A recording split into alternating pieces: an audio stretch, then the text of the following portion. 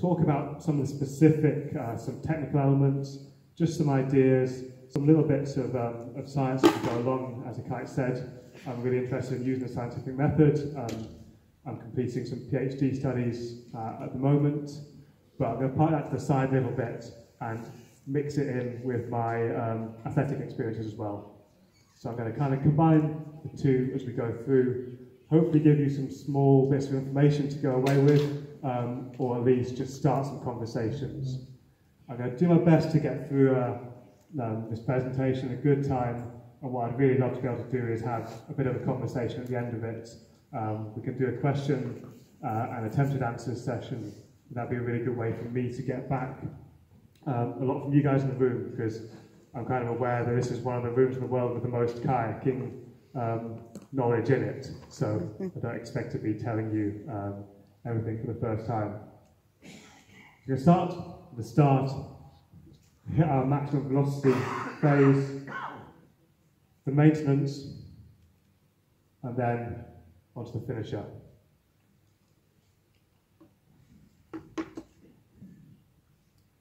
So the start for me was on Little Pond in Lancashire in the north of the UK. So as you can see, it's very, very far from a racing kayak that we know today. It's not a super skinny boat. It was old glass fibre boat that gives you a rash on your legs. But all I remember was I just absolutely loved it. So I tried lots of sports as a kid. Kind of liked sports, but suddenly there was this one thing that I kept coming back to. And to start with, it was just that once a week. You're kind of excited to go back down there next week. And then I went to my first race. And after just floating around in circles was fun enough. When I found out I could compete against other people, satisfy that competitive part of my personality, I realised that this really was a sport for me. So that initial entry into canoeing was non-competitive. The competitive discipline I did find is wild water racing. So it's not an Olympic discipline, and it's not one of the biggest ones, but I think it's absolutely fantastic. It combines the speed of racing, the flat water sprint, technicality of slalom, and you get to be out there in nature on these amazing wild rivers. So it really captured my information. It's also a highly technical sport. You've got to learn the river inside out. You've got to adjust your equipment to suit you, to suit the river that you happen to be racing on. It really fulfilled a lot of things for me. I was lucky to link up with just a single coach. So where I lived in the north of the country, there are no canoe clubs at all. There was myself and one other guy that was training for the senior team at the time, and he took me under his wing and started to coach me. And that was the first in a long series of coaches, most of whom have all been fantastic people, have taught me a lot. And that's why I think it's so important, meetings like this of coaches, because you've got two things you can do for athletes. You can make them fast, so they go and win medals, win races, and that's fun. But you should also be aware that you're developing those athletes as people. It doesn't matter if you're coaching impressionable 12-year-old kids, 16-year-olds trying to be junior world champion, or 33-year-olds trying to push the peak of their career. You still have a really strong influence on those people's lives. So I think it's a pretty impressive calling, and something that I hope to be able to do in the future.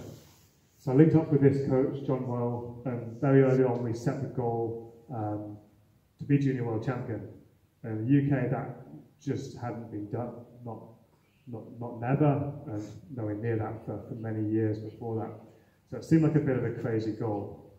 You know, why do you, this super skinny little kid, think he can be junior world champion? Well, what that coach did, he didn't talk me down from it.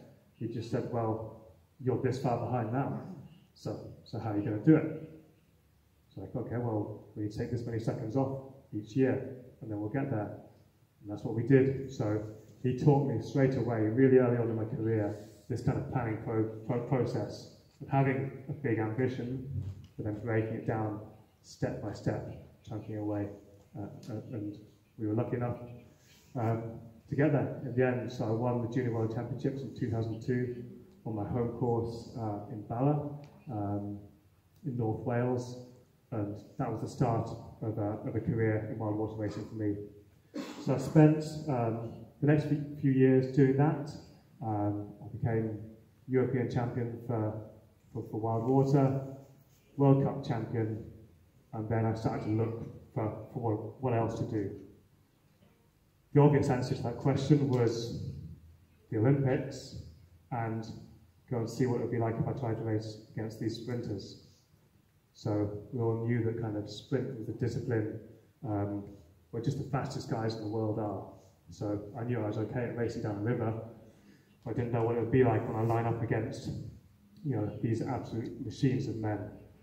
So bought myself a sprint boat, did a 200-meter trial to start with, as well. I know I can last that long, and we got just under 36 seconds for that. So, okay, will that do? So went on to regatta at the end of that year, and went just over 140 for the 500, and got myself onto the squad. The next year I got paired up into a K2. And this is one of the first points I'd like to make, is how good I think wild water racing and other forms of canoe sport are for crew boat paddling and sprint. So one thing wild water teaches you to do is you have to be ready to take a stroke anywhere.